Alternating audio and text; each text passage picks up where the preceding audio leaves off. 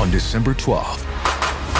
Disney Plus invites you to go behind the scenes with Taylor Swift in an exclusive 6-episode docuseries. I wanted to give something to the fans that they didn't expect. The only thing left is to close the book. The end of an era. And don't miss Taylor Swift, The Eras Tour, the final show, featuring for the first time the Tortured Poets Department. Streaming December 12th, only on Disney Plus. British Spy Stories. Season 6. Counter-Strike. Episode 3. "You'd better come in," says Tom, and he leads the man outside to the back of the house, where his drink is still on a side table. Tom indicates one of the other patio chairs for the man, and they both sit. The man has grey hair, and his face has been damaged at some stage. Tom can see at least one scar on his skin. The man's eyes are deep blue like the sea, and his black suit has a pinstripe that is almost invisible. "Who are you?" "Major Illin." "What do you want?" "It's time, Dmitri." "It's Tom now. Colonel Golovkin told me. Dmitri no longer exists." "We've been watching you." Tom can't think of a response. "We're pleased. You positioned yourself far better than we ever thought you would, Dmitri," says Illin. "I just told you." Tom's voice starts to rise, but he throttles it back even before he's finished speaking. The Major doesn't falter. "There's a prototype British battle tank. The Challenger 4, he says. "We want it." "I can't steal plans. I'd be seen." Illin waits for more as he's starting to wonder why this Russian boy is being so spiky. "The foothold that I've established inside the British Army would be lost." Tom blinks too many times. "We don't want the plans, Dmitri." Illin's eyes are steady, and his body is still. Tom takes a deep breath. "We want the prototype." For a second, Tom can't work out what the man means, and his brain rolls through possible explanations before reality dawns. "I can't. You mean—" is all he says. The Russian does open his eyes wider now to acknowledge what is in Tom's mind. "You mean steal the actual prototype?" The two men are silent for a moment, before the Major says, "You have the opportunity, as you are on manoeuvres with it every week. You've been trained to drive it. We'll be there with transport in a warehouse. You just need to drive it in, and we'll take it away." Illin smiles now, for the first time. "They're 66 tons. You can't just put it on a trailer." "There'll be a team of 10 to dismantle it before we take it away. And 2 trucks. Then you travel to the Ural Mountains and reassemble it." "No." Tom is becoming more adamant. "I'm not leaving the UK. The only reason you're here, Dmitri, is to help Russia." "It's Tom now." He says the words, with underlining. Illin screws up his features. "This is not a choice I'm offering you. It's an order. You're part of the Russian military. I'm your commanding officer. Are you saying that you will not comply with a direct instruction?" Tom stands and pours another gin, but only for himself. He takes a large mouthful of the liquid, as his mind tries to find a way through this mess. He turns back to the Major. "Lara's pregnant. I can't leave her."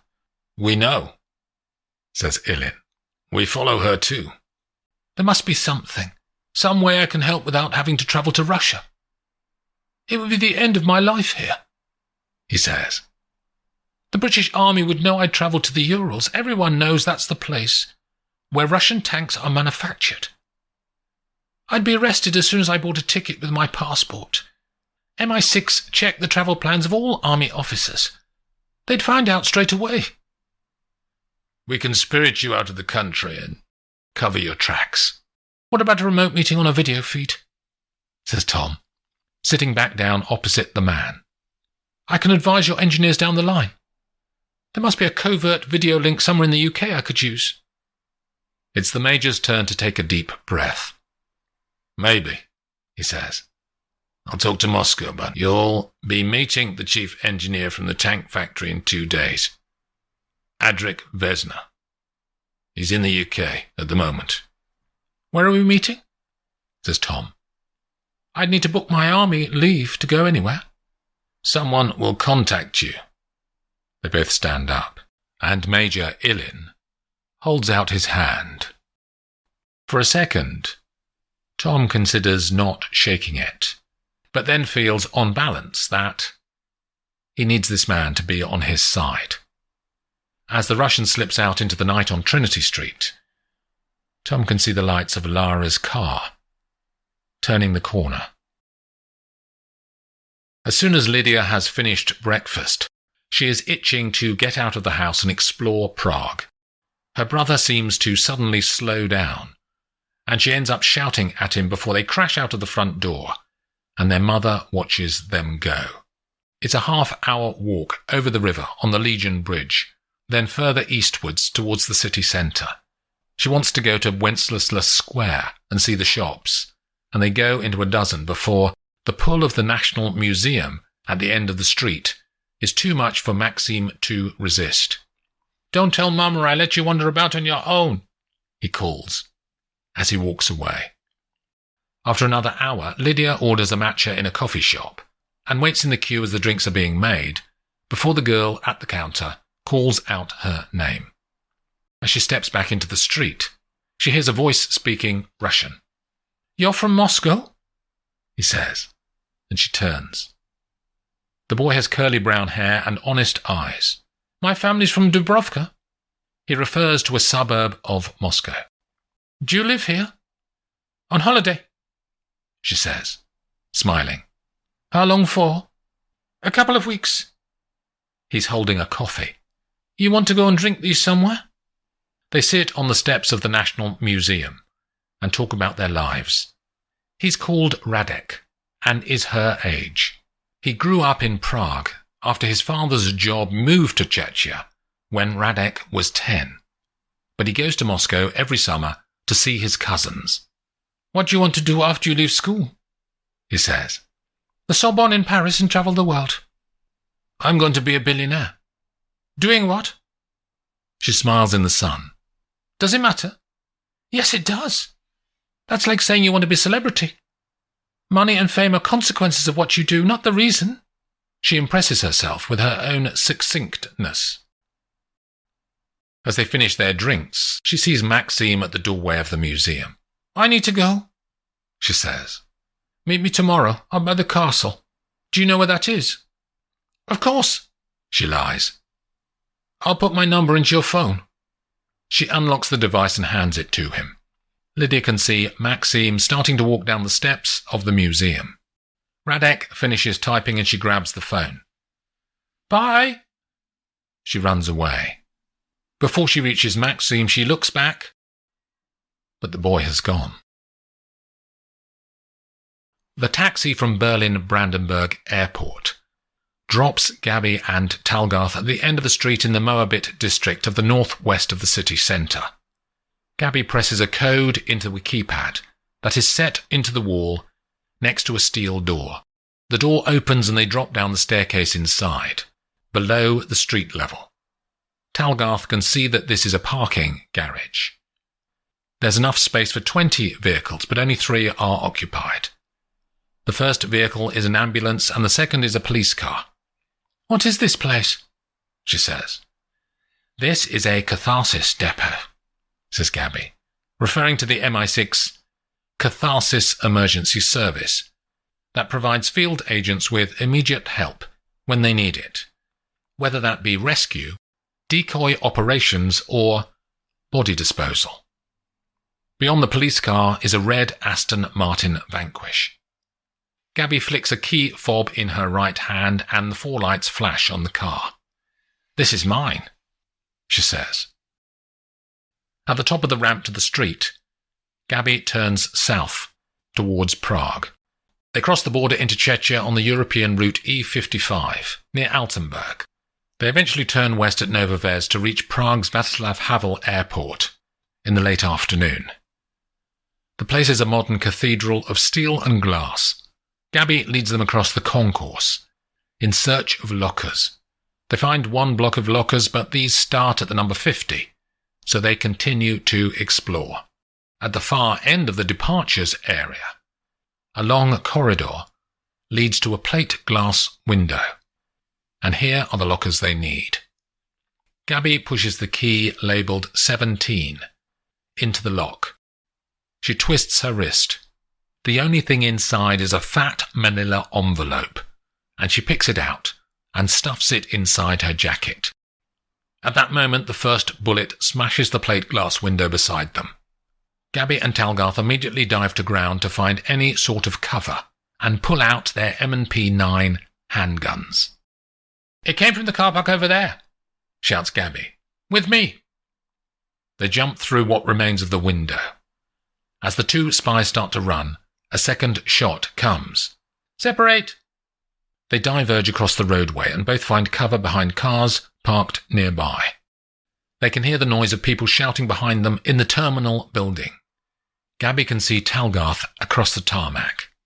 She indicates that they'll both attack the sniper's position at the same time. She counts down with her fingers and they rise from their crouched positions simultaneously. Gabby reaches a door to a stairwell that leads to the upper stories of the car park. She raises her gun so the muzzle is vertical, and she begins to climb the steps. The shots came from the second floor, so when she reaches it, she eases open the door from the stairs to catch a view of the parking spaces beyond. The place is half full with vehicles, left by their owners before catching flights to Europe and beyond.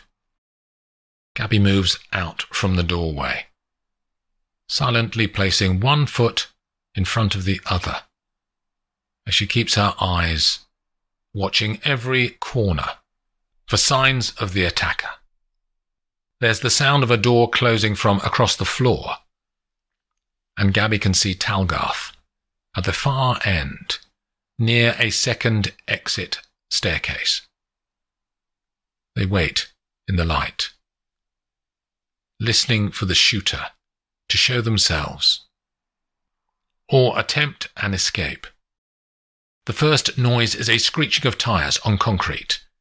A blue Audi TT accelerates out of the parking garage and spins for the exit. Talgarth opens fire and shatters a side window, but the car doesn't slow. Gabby's Aston is one floor below. She hares down the stairs, slams through the doors from the stairwell, and runs to her car. She pushes the start button and the V12 powers up. Her phone is already synced into the car's communications system, and she says, "Call Talgarth." A ringing tone sounds in the car's speakers as Gabby starts to accelerate. "Yes, Mum." "Go to the ground floor. I'll pick you up outside." Gabby pushes down the ramp of the car park.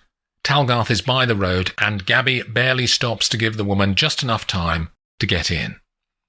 The Audi is 100 yards in front, but the Aston makes quick work of closing the gap. By the time the cars arrive at the junction to the motorway, the spies are 20 yards behind. The Audi doesn't go onto the motorway, but stays on a long, curved access road that turns north towards open fields. Gabby pushes down on the pedal and starts to overtake the Audi, but their quarry pushes on faster too. Both vehicles hit 90 miles an hour on a straight stretch, but she has more power.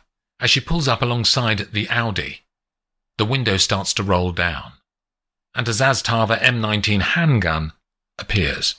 Shots ring out. Gabby pushes her foot all the way down and reaches 110 miles an hour to get out of the firing range of the handgun. Then she brings the Aston over, cutting across the Audi's path. The car is pushed off the tarmac and onto the grass verge. As it reaches the field beyond, the Audi rolls and continues to roll. Gabby slows and turns back, then pulls over to the verge. She and Talgarth get out and jump across into the field. The Audi is on its roof, but there's no sign of the driver. They draw their handguns and run swiftly along each side, checking the doors and windows in case the driver has a weapon ready. But no shots come. Gabby crouches down. The driver is inside, hanging from his seatbelt, and not moving. The door is jammed. "Fatality. Call emergency services," she says, and Talgarth puts her mobile to her ear. When the police and fire crew arrive, Gabby explains their status under international law as protected individuals, given that they're members of a state security service. The fire crew flip the Audi and cut out the driver, who has an ID on him in the name of Milos Kermak. "A local lad," says the fire chief. "I know his family." When the women return to the Aston Martin, Gabby extracts the envelope from the locker out of the glove box.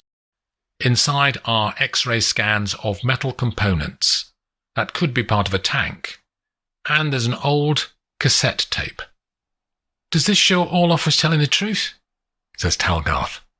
"We'll have to get a specialist to check it over. We can go to the embassy in town and upload these into the Oberon system. Then GCHQ can have a look. Maybe the embassy will have a cassette machine too." The British Embassy in Prague is inside the historic Tun Palace in the Marlistrana district of the city. As the two women sit in the Aston Martin outside the vast gates of the building, the wood and steel slowly swings open, and Gabby drives into the courtyard beyond. A short man is waiting for them, looking nervous, as they step out. "Major Lane," he says. "I'm Ralph Boyd, the third secretary here." "And what's your MI6 job title, Ralph?" "Junior case officer, Mum." "We need a few things, Ralph," she says. "Access to your secure comms room, somewhere to stay for the night, and a cassette player." The entire palace is full of elegant furniture and moulded ceilings. Ralph directs them to the communications suite, and Talgarth sets about getting the X-ray images to London. Bedrooms are found on the top floor of the palace that have views over the whole city, and dinner is served in a room that is 50 feet long and dominated by an enormous table. They're finishing their food when Ralph appears with a dusty old cassette player in his hand and a look of pride on his face. "It was down in the back of the shelves in our storeroom. I can't guarantee it will work." He plugs it into the mains by a large oak sideboard, and lights come on. They all gather around. Gabby has the tape in her back pocket and slips it inside. When she presses play, there's only silence at first. Then a conversation starts on the tape between two men.